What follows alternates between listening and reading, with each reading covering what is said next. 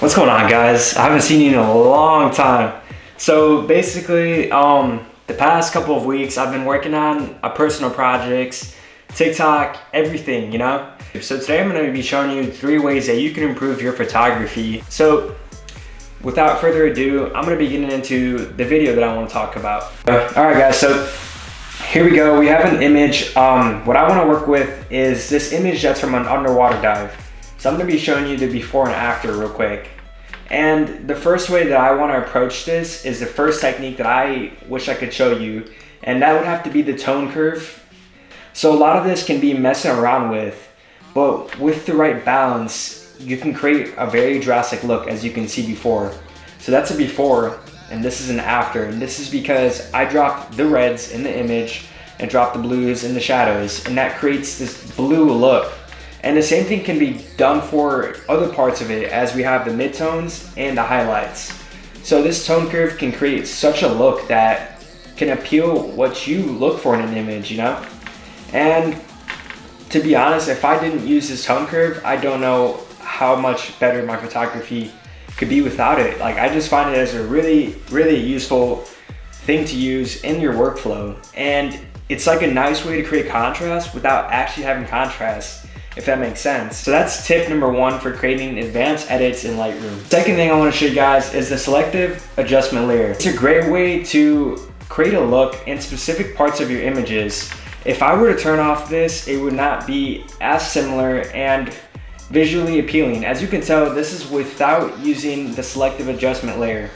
And adding that layer just creates a more professional look. And the reason why I say this is because when you do a normal edit without a selective adjustment, you're usually applying a look all over to an image, which is a good starting point, but without selective adjustments, you can't create the final look of your choice. So for my instance, I knew that this was too blue for my taste.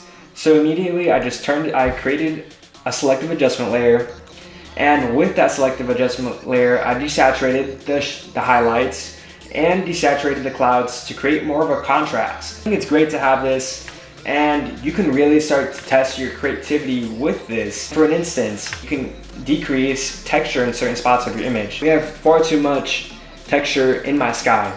So in order to adjust that, I just turned it on and I created a new layer for that. Dropped down the clarity and the texture, and now we have a soft looking sky.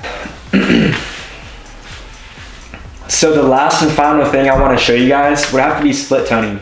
The way I like to think of split toning and understanding the balance between the two is you're parting your image between highlights and shadows. And it's usually the part of the image where it can create a nice glow to your image.